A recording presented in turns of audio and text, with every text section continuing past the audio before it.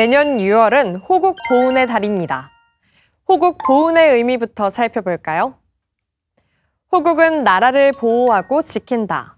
보훈은 공훈에 보답한다. 다시 말해 나라를 위해 세운 공로에 보답을 한다는 뜻인데요. 국가유공자와 유가족들에 대한 보훈은 정부의 가장 중요한 정책 과제 중 하나입니다.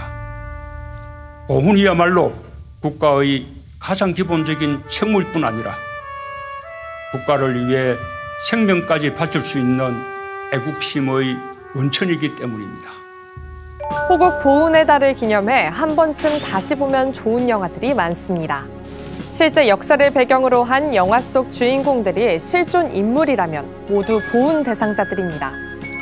보훈 대상자에 대해 자세히 살펴볼까요?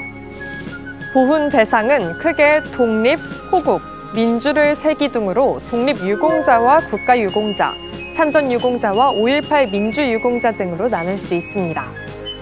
문재인 정부는 국가를 위한 헌신을 잊지 않고 보답하는 나라 만들기를 주요 국정과제로 삼고 정부 출범 직후 보훈처장을 차관급에서 장관급으로 격상했는데요. 보훈 분야 예산도 2018년에 사상 처음으로 5조 원을 돌파했습니다. 국가를 위해 헌신한 유공자에 대한 예우를 강화하기 위해서인데요. 대표적으로 국가유공자와 자녀들에게 지급하는 보상금이 지난해보다 5% 올랐습니다. 이는 2018년도 5% 인상에 이어 2011년 이후 가장 높은 수준으로 상위 등급에 따라 매월 48만 원에서 307만 원가량을 받을 수 있습니다.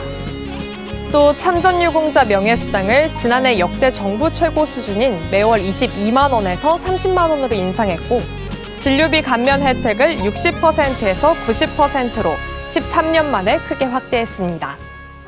지난해 광복절 경축사에서 잊혀진 독립운동가를 끝까지 발굴하겠다고 선언한 문재인 대통령. 이런 의지를 반영해 역대 최대 규모로 독립유공자를 발굴, 포상하고 있는데요. 광복 이후 숨진 독립유공자의 손자녀에게는 별도의 수당이 지급되지 않았는데 생활이 어려운 독립유공자 손자녀를 위한 생활지원금도 신설했습니다. 국가를 위해 희생하고 공헌한 분들에 대한 마지막 예우는 국립묘지 안장. 이를 위해서 국립대전 현충원과 이천 호국원 봉안당을 확충하고 제주 국립묘지를 신규로 조성하는 사업도 진행하고 있습니다.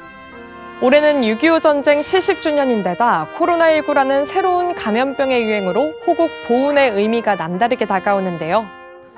정부는 지난달 6.25 전쟁 당시 대한민국을 도와준 22개 유엔 참전국 참전용사들에게 마스크 100만 장을 보냈습니다. 이미 고령이 된 해외 참전용사들에게 감사의 마음을 전하기 위해서인데요. 70년이나 지났지만 그 고마움을 잊지 않고 보답해준 대한민국에 크게 감동했다는 반응이 이어지고 있습니다.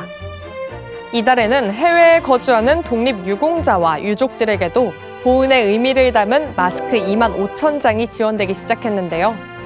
국가를 위한 헌신을 잊지 않고 보답하는 나라를 향한 여러 노력들이 대한민국의 품격을 높이고 있습니다. 누군가의 아들과 딸이었으며 아버지였고 어머니였던 평범한 이웃들이 우리의 오늘을 만든 애국 영령들입니다. 독립, 호국, 민주의 역사를 일구어온 우리 국민의 저력을 가슴 깊이 새기며 애국 영령들께 다시 한번 깊은 존경을 표합니다.